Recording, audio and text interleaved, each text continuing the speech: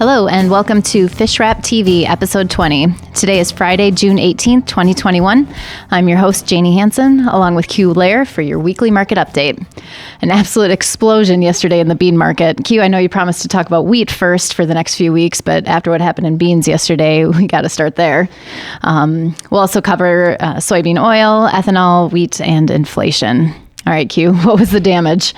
Well, what happened was there was some inkling from the Biden administration that they were going to be soft on the RINs, which renewable the tools for renewable energy. Mm-hmm. What that meant was that they were going to be able to give refiners,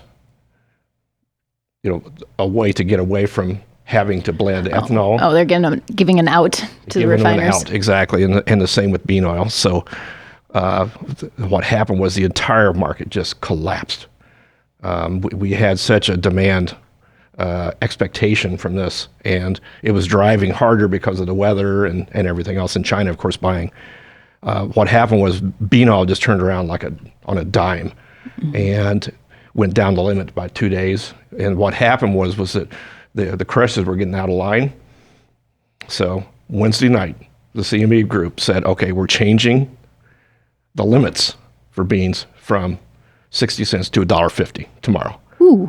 Yeah. That's a big difference. That's a big difference. And I take it they used it? Oil was locking down, and what happened was they took July beans down $1.18 yesterday. Wow. And that was absolutely, you could have heard a pin drop in ag Twitter, mm-hmm. because it was just shocking to see this happen.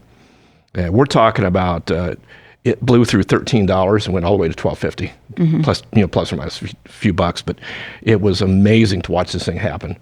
And November beans went down $1, closed about 95 lower. I mean, it's just huge markets. Mm-hmm. And of course, bean oil got crushed, literally. Yeah. Again. No pun intended. No pun intended. Mm-hmm. But the oil chart shows that the fever has broken.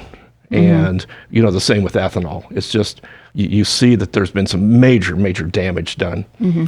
We've been warning about that, the oil-led rally, that when it's over, it'll bite quick. Yep, and what happened was meal rolled over last week. It had it looked dead on the charts. And what happened was with oil, it just accelerated.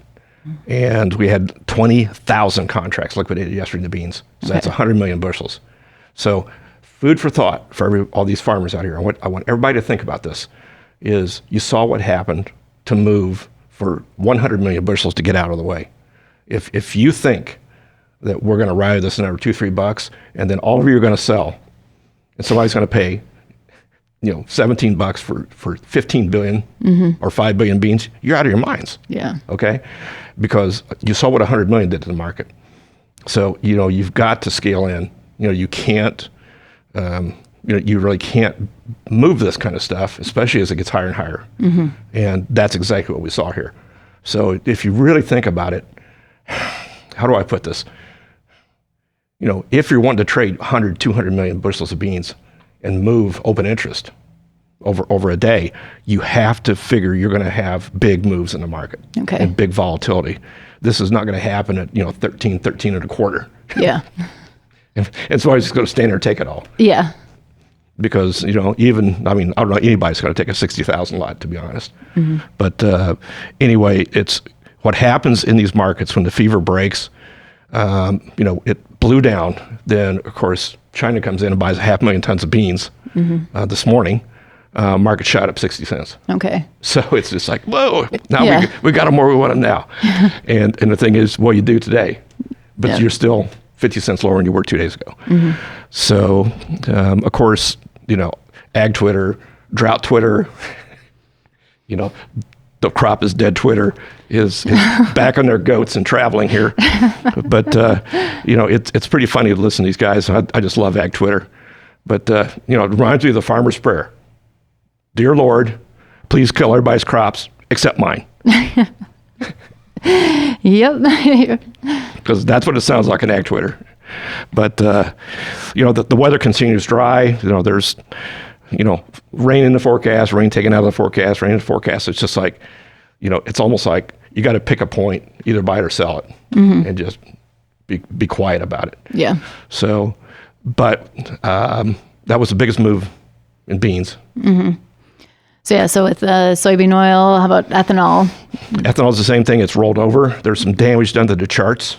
So what that means is that, to put out new highs, you have to have some impetus.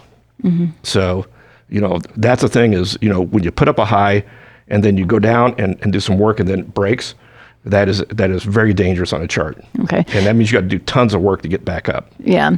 So did this shake out in corn the same way it did in soybeans?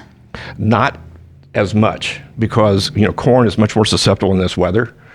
Beans can go one way or the other right now, but I think so many people had gotten so crazed about beans that we saw, there was a buy premium in there, and you saw what happened when that thing got taken out because, there was nickel moves. And I've seen that before, but, when you see nickel and dime trades. So in other words, what that means is that, you're not trading, 13 and a quarter bid at a half. You're trading 13 bid, 13.20 offered when these markets open up because nobody knows where the market's actually at because it's moving so fast. But, corn got spanked pretty good. It's still held, in the 530s. So it's doing better than the $5.50 it did 2-3 weeks ago. There's still a big gap below, but yet we're not going to be touching that anytime soon. So it's really, corn is susceptible. Spring wheat, of course, is very susceptible. Okay. And it's showing the way the model is working. The model is setting here. And the prices are setting here. So something's going to happen one way or the other. We'll have to see. But, you got to, be careful here because, corn is like grass with a bunch of water in it.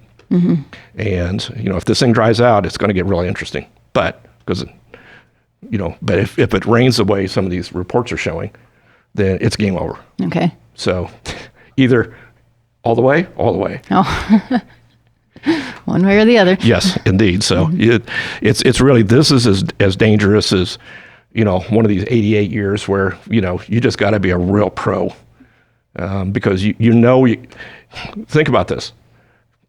If you're like a day trader, you can say, well, I can make or lose 3 or 4 cents, maybe a nickel. You got to be willing to lose 20, 30 cents of corn either way. Okay. If you trade this stuff right now. And that's what the volatility is telling you. That's what CME margins are telling you. This is for the pros from Dover. Yeah. Yeah. So, business. They're absolutely mean business because if you'd have seen those things ticking yesterday where they're going by nickels and then it started dimes. Wow. So. Yep. So, well, how about wheat? Well, wheat, even though it should have been up front because spring wheat, just continued to perform. We're seeing this heat is bringing on this crop just fabulously. Okay. Out in Kansas. If it's less than 400 million bushels, then I don't know what I haven't traded wheat in 40 years. Yeah. So in other words, this is going to be a big crop. Now the question is how much protein is in it. So, that's what everybody's looking at right now. Okay. But early reports, even in the marginal areas, it's coming in 11.5 and 11. So we're seeing some pretty decent proteins. If we're starting to see some good stuff, in central Kansas and north central Oklahoma, if we start seeing 11, 12, and 12 and a halves, then spring wheat's going to have a big problem. Okay. Because we can do replace some of the protein. So it's really just like corn. You got to be willing to lose 50 cents one way or the other in the spring wheat. So, with all the grains breaking off, how has this changed the inflation story? Well, the same thing has happened with copper. Lumber broke down because people just aren't buying it. The lumber jokes on Twitter are just hilarious. Sub lumber traded at $8.50 today. Okay. Remember last week I told you if it broke through 1,200, look out. Well, here it's $8.50, which is still ridiculous compared to 200. Yeah. But still, it's 1,850 was high, and it's just now it's broken 1,000, which is ridiculous. Yeah. But the inflation story has broken off. The reason is there's we talked about crude oil. It kept going up and up and up. And I said, if it gets over 70, it's dangerous. And it got to 71, 72. And then all of a sudden, Goldman Sachs and Iran said, well, we think oil can go to 100. And ba-boom. I mean, that was the end. Yeah. And people said, then they stopped buying. I mean, we talked about this a million times. High prices cure high prices. And if you remember, last year ago, 12 months ago, crude oil trade -40. Negative. Remember that? Yeah. Now they're talking $100. So, the story is incredible. It's actually stupid to be thinking about it. But, as it ticked up to 72, all of a sudden it broke down. The dollar rallied from 89 to 92 and just ripped everybody a new one. Yeah. So there's a story that somebody's got a big DXY dollar short position, and they are in big trouble. And of course, the Fed is continuing these monster reverse repos.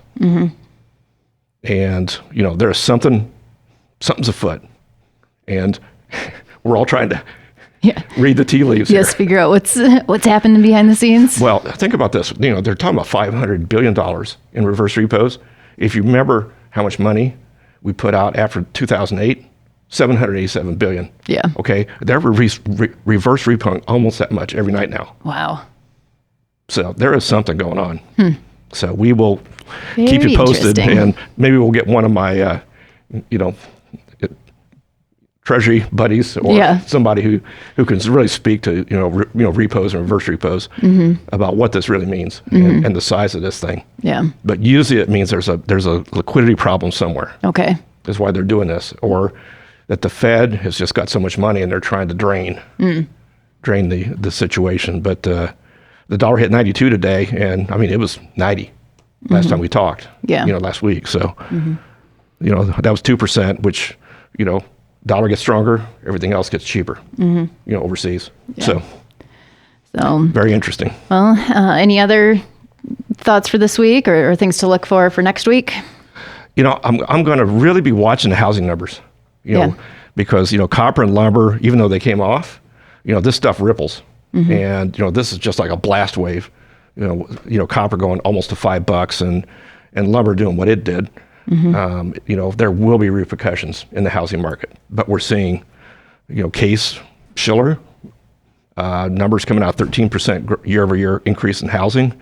I'm seeing consistent numbers of farmlands moving up in price. Yeah. So, Mark Twain, keep buying farmland. They're not making any more of it.